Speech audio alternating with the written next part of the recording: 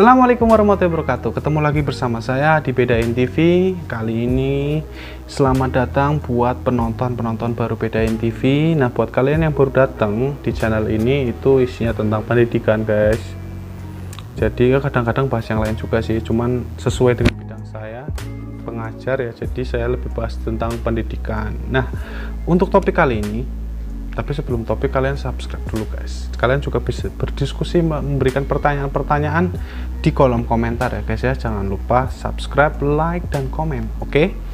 Nah, jadi kali ini, guys, kita balik lagi ke topik ya, guys ya. Jadi kali ini, video kali ini saya dedikasikan untuk ibu-ibu di rumah yang punya anak kecil di bawah usia 7 tahun, masih TK atau masih 2-7 tahun ya, guys ya. Kenapa saya bikin video ini? Karena saya itu kemarin teman saya cerita, jadi dia kan punya anaknya ini punya sepupu, guys ya. Si sepupu ini katanya itu pinter banget, dia tuh udah bisa nyebutin bilangan-bilangan. Ini umurnya hampir sama ya, guys ya. Jadi dia tuh udah bisa nyebutin bilangan. Misalnya kalau di kalender kita tunjukin bilangan ini berapa, dia udah tahu. Oh, itu 11, oh itu 12 gitu loh, pinter banget. Nah, anaknya ini kok belum bisa kayak gitu, itu menimbulkan kekhawatiran. Waktu itu saya udah jawab langsung sama teman saya, tapi saya rasa pertanyaan ini mewakili perasaan ibu-ibu semua yang merasa khawatir kalau anaknya nggak bisa kayak gitu ya, guys ya. Jadi anaknya ini ternyata belum bisa seperti sepupunya tadi ya. Nah, sebenarnya itu berpengaruh nggak sih? Kadang-kadang kan ibu-ibu mikirnya overthinking, oh jangan-jangan anak saya ini nggak bisa matematika, kurang pinter, atau apalagi kakek neneknya, guys ya, lebih lagi mikirnya, wah cucu saya ini jangan-jangan nggak bisa. Tapi faktanya sebenarnya itu nggak gitu, guys. Jadi buat ibu-ibu semua, bunda-bunda, umi-umi yang ada di rumah, nggak usah khawatir dan nggak usah membanding-bandingkan anak, karena setiap anak punya potensi yang berbeda, oke?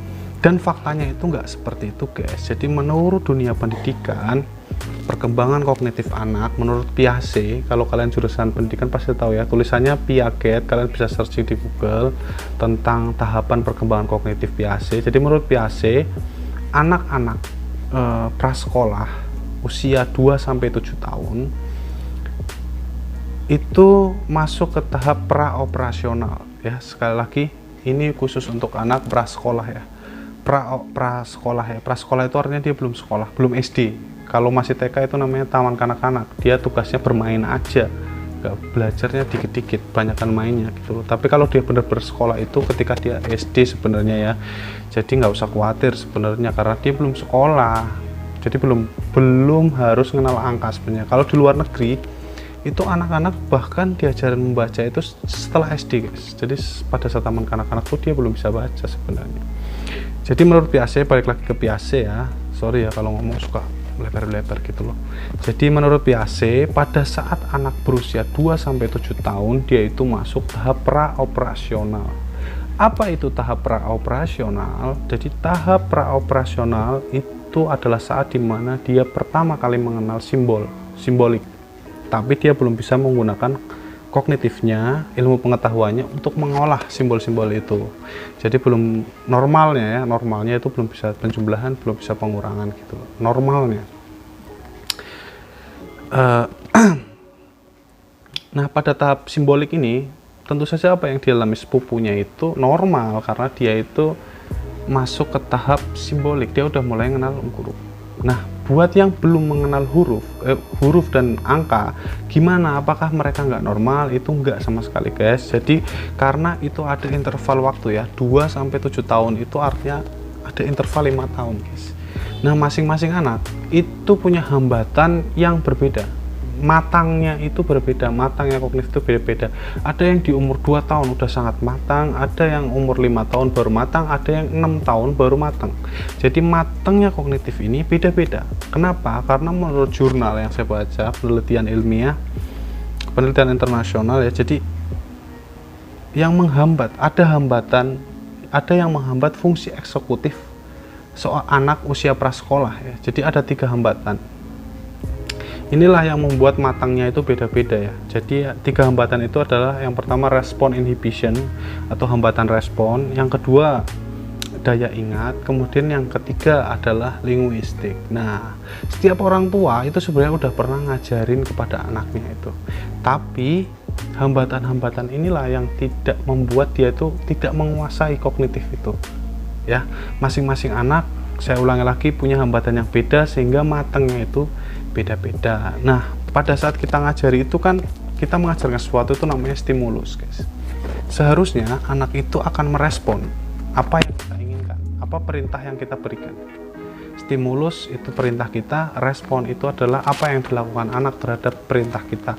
Itu kalau dunia pendidikan kayak gitu, guys. Ada stimulus, ada respon. Nah, karena ada hambatan ini membuat anak itu tidak merespon dengan baik ya. Kalau dia tipe pertama, masalahnya respon inhibition, itu anaknya itu biasanya gampang teralihkan, guys. Jadi kalau kita suruh apa, dia itu gampang teralihkan. Misalnya kita kasih stimulus, tolong ambilin remote. Nah, anak itu jalan, di tengah jalan dia lihat es krim, dia teralihkan ke es krim. Itu namanya dia punya respon inhibition yang tinggi. Nah, kemudian masalah yang kedua adalah daya ingat. Kita ajarin sekarang tahu, besok lupa, ya kan? Itu kalau masalahnya daya ingat. Kemudian linguistik, dia nggak paham dengan perintah kita, kata-kata kita itu dia nggak paham, walaupun dia udah bisa ngomong. Jadi misalnya kita ngomong, tolong ambilkan remote, gimana mau ngambil remote-nya kalau dia itu nggak tahu artinya tolong ambilkan remote. Dia itu nggak ngerti kata-kata kita, walaupun dia udah bisa ngomong, udah bisa menirukan kita ngomong.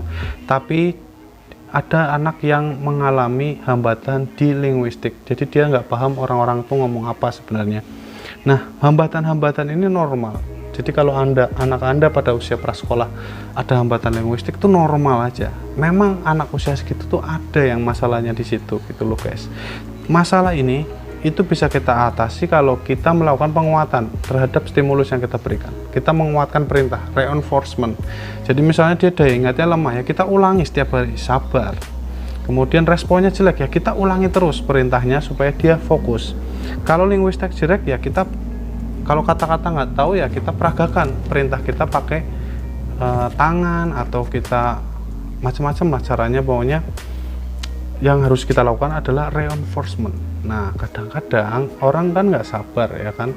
Kadang-kadang orang nggak sabar, nggak punya waktu banyak terhadap anaknya, sehingga anak-anak ini matangnya jadi beda-beda kognitifnya. Ada yang udah hafal bilangan, ada yang belum. Tapi itu tidak, sama sekali tidak menentukan pinter atau tidaknya dalam hal matematika ya. Banyak yang kecilnya itu udah hafal gitu, pas gede nggak pinter matematika. Ya jadi nggak usah khawatir gitu loh. Nggak usah khawatir kalau gitu, karena matangnya beda ya.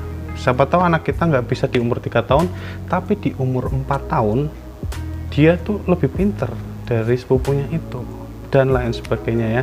Karena hambatan ini akan hilang seiring dia dewasa. Nah, orang dewasanya kan beda-beda, matangnya beda-beda, makanya nggak bisa kita simpulkan kalau oh anak nggak bisa matematika itu kurang pinter. Tuh nggak bisa kayak gitu ya, karena mungkin aja orang yang sepupunya ini matangnya duluan. Nah, kita tinggal menunggu matangnya aja.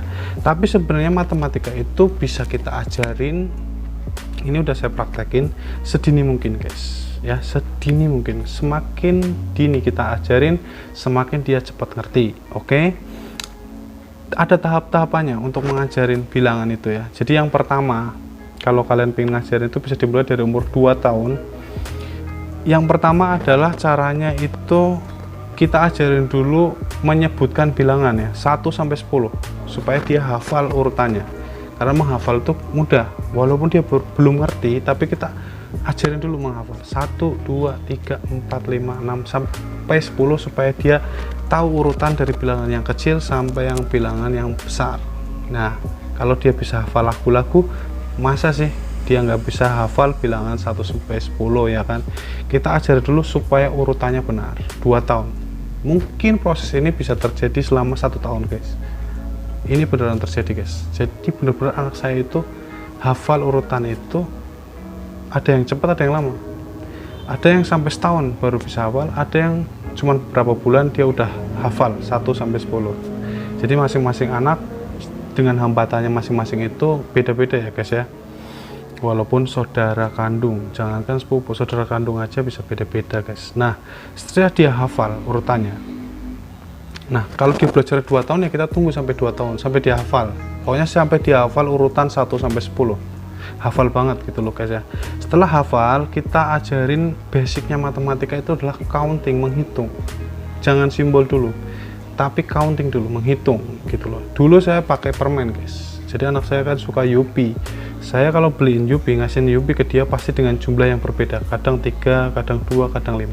Nah disitulah saat pertama dia belajar counting atau menghitung.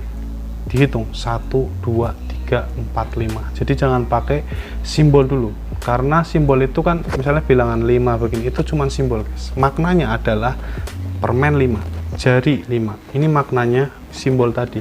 Jadi dia harus tahu dulu maknanya dulu, 1, 2, 3, 4, 5, supaya dia bisa menghitung gini loh guys. Counting itu 1, 2, 3, 4, 5, jadi dia tahu kalau 5 itu adalah kuantitas gitu loh.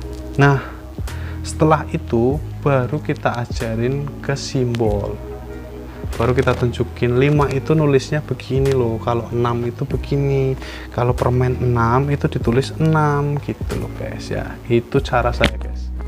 Sesuai tahapan-tahapan itu, insya Allah kalau melalui tahapan itu anak-anak bisa mengenal simbol-simbol bilangan dengan cepat dan efisien.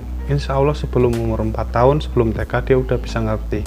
Tapi kalau TK belum ngerti ya nggak apa-apa, karena saya ulangi lagi tadi, dia itu masih tahap praoperasional, dimana matangnya itu 2-7 tahun, dan ini beda-beda guys. Oke, sampai di situ aja penjelasan saya. Jangan memandang dulu kalau anak kita nggak bisa matematika, kita harus terus support, sabar gitu kalau anak itu punya hambatan yang beda-beda, dan cara ngajarinya juga harus tepat, step by step, supaya dia bisa ngerti matematika itu apa. Oke, sampai di sini dulu video saya. Assalamualaikum warahmatullahi wabarakatuh.